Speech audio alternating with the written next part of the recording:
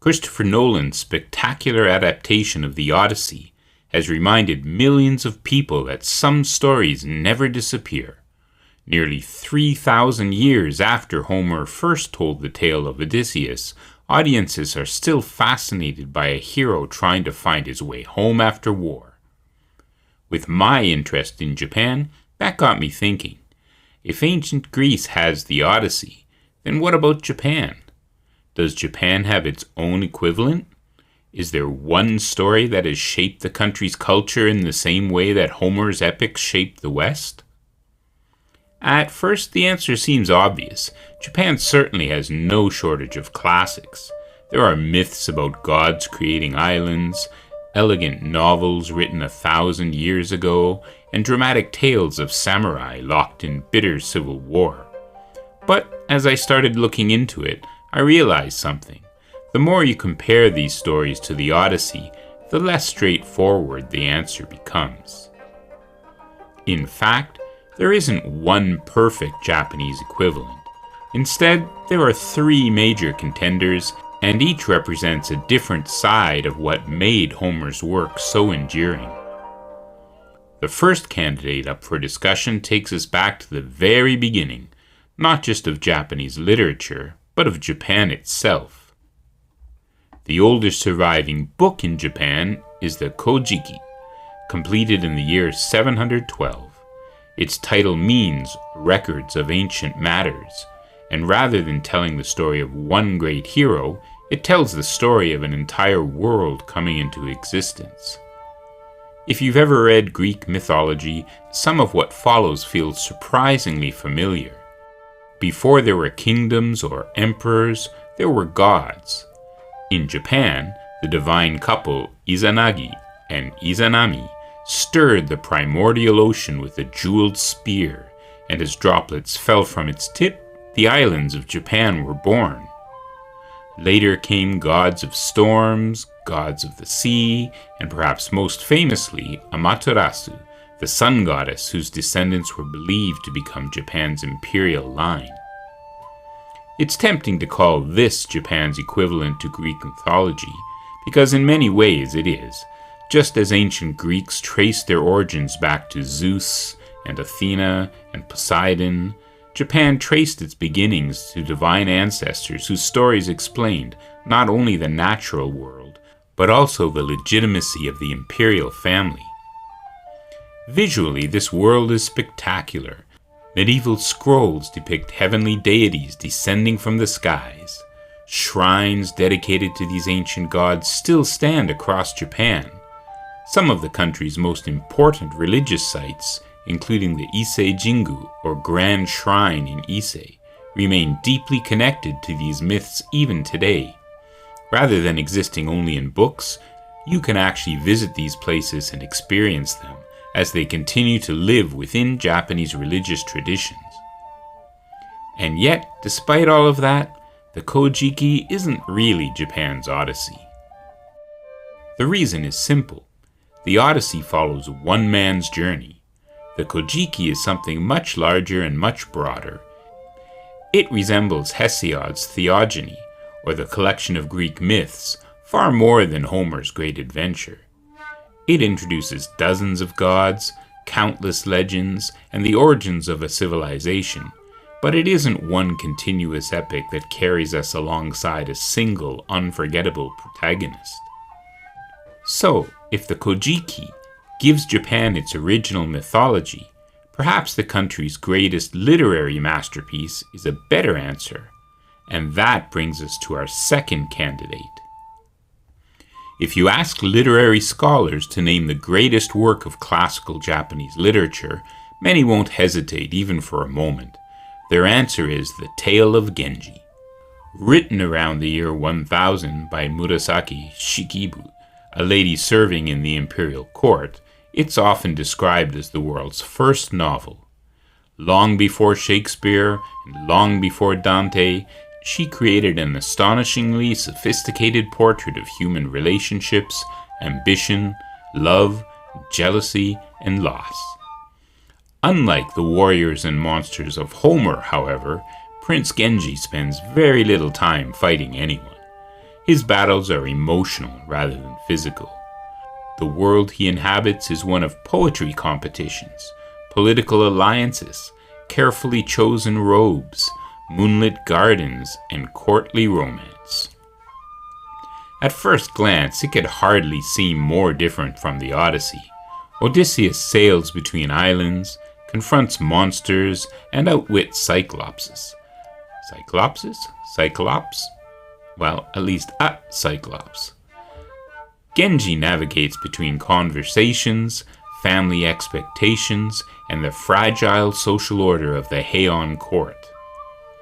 What makes the tale of Genji remarkable is not its action, but its psychological depth, with characters whose complex motivations, lingering regrets, and evolving relationships feel strikingly modern, making the novel less like a medieval romance than a profound exploration of what it means to be human. Visually, the world of Genji is also breathtaking. Illustrated hand scrolls, known as imaki, survive from the 12th century and are considered among Japan's greatest artistic treasures. Modern visitors can walk through the city of Uji, south of Kyoto, where much of the novel's final chapters take place. Museums recreate scenes from the story, while statues of Murasaki Shikibu remind visitors that one woman changed the course of Japanese literature forever. But if the tale of Genji represents Japan's literary summit, why isn't it the country's Odyssey? Because it asks completely different questions. Homer asks how a hero survives war and finds his way home. Genji asks how beauty fades, how relationships change, and how people carry the weight of memory throughout their lives. One celebrates adventure, while the other quietly observes the passing of time, which in itself tells us something profound about the different cultures that created them. So, if neither the Kojiki nor the Tale of Genji truly fills the role that the Odyssey occupies in Western culture, then perhaps the answer lies somewhere else entirely in Japan. And it does. Not in the courts of elegant nobles, not among the gods, but on the battlefields where entire clans fought for the future of Japan. The story that perhaps finally brings us closest to an answer begins in the late 12th century, during one of the most turbulent periods in Japanese history. For generations, Japan had been ruled in the emperor's name by powerful aristocratic families based in Kyoto. But beneath the elegant world of court poetry and silk robes, a new force was emerging. Warrior clans were becoming increasingly powerful, and eventually two of them rose above all others: the Taira, also known as the Heike, and the Minamoto, also known as the Genji, no relation to the Tale of Genji. Their struggle for power would plunge the country into a devastating conflict known as the Genpei War, and the tale that emerged from that conflict is called the Tale of the Heike. And if any Japanese word deserves comparison to Homer, this is the one. Why? One reason is the way it was transmitted. Most people imagine ancient books as things that were quietly read in libraries, but both the Odyssey and the Tale of the Heike began as live performances. In ancient Greece, professional storytellers recited the adventures of Odysseus before audiences. In medieval Japan, blind musicians known as biwa hoshi travel the country performing the Tale of the Heike, while accompanying themselves on the biwa, a lute-like instrument. For centuries, people experienced these stories not by reading them, but by hearing them. That oral tradition shaped both works. But while the Odyssey begins after a war has ended, the Tale of the Heike places us directly inside one. The opening lines are among the most famous in Japanese literature. The sound of the Gion Shoja bells echoes the impermanence of all things. Even before the story begins, we are told that nothing lasts forever. Not power, not glory, not victory, not life itself. The tale follows the meteoric rise and catastrophic fall of the Taira clan.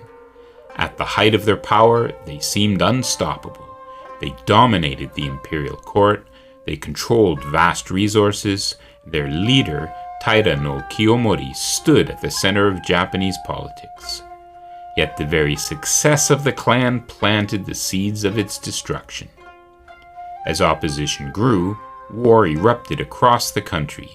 Battles were fought on horseback, with bows, swords, and spears.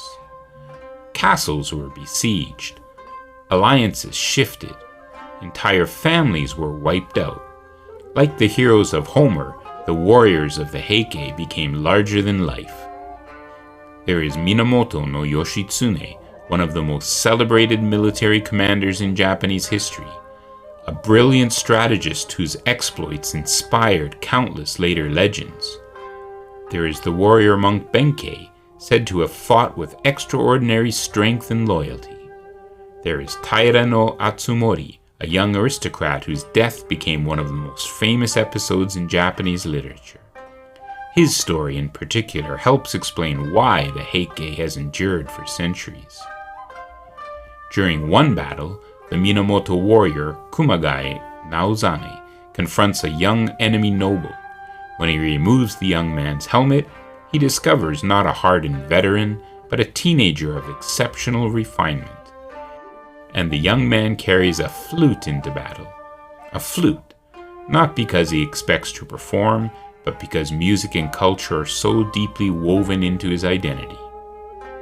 Kumagai realizes that this young man resembles his own son. For a moment he hesitates, then he kills him anyways. The scene becomes legendary because it captures something deeply human. War turns individuals into enemies, but when we look closely, we often find ourselves staring at someone who could easily have been a friend. The tension between heroism and tragedy runs throughout the entire tale, culminating in one of the most dramatic moments in Japanese history. In 1118, the war reached its conclusion at the naval battle of Dan no Ura. The battlefield was not a plain or a mountain valley, but a narrow strait between Honshu and Kyushu. There, among shifting tides and swirling currents, the fate of the nation was decided. The Taira were defeated. Knowing that all was lost, many members of the clan chose death over capture, and among them was the grandmother of the child emperor Antoku. According to tradition, she took the young emperor in her arms and leapt into the sea. This image of a fallen dynasty disappearing beneath the waves becomes one of the defining scenes of Japanese history, and it's difficult to imagine a more cinematic ending. And yet, despite the battles and famous warriors, this is not what makes the tale of the Heike so uniquely Japanese. As Homer often celebrates glory, the Heike dwells on impermanence. The greatest heroes do not escape death, and the greatest victories do not last. The most powerful families eventually will vanish, and the story returns again and again to a simple idea: everything changes. This theme, known in Japanese as mujo, impermanence, became one of the defining concepts in Japanese culture. You can see it in Buddhist thought, you can see it in Japanese poetry, and you can see it in the appreciation of cherry blossoms. Beautiful precisely because they do not last, and you can see it throughout the tale of the Heike. Which finally brings us back to the original question: does Japan have its own Odyssey? The answer is both yes and no. The Kojiki gave Japan its mythology, the Tale of Genji gave Japan its greatest novel and a look into the life of its aristocracy, and each represents a different kind of cultural achievement. But if we are looking for the closest equivalent to a Homeric epic, an unforgettable story of heroes, war, oral tradition, and a civilization reflecting on itself through legend, then the tale of the Heike comes closer than any other individual Japanese work. The differences between the Greek and Japanese classics tell us a lot about the different civilizations. The Greeks asked how a hero survives a long journey and returns home. The Japanese asked why even the mightiest victory eventually fades away. Thanks for watching, and I hope you enjoyed the video. As always, if you liked it, please don't forget to like, subscribe, and share the video and channel with anyone you think might enjoy them, or has even a passing interest in Japan.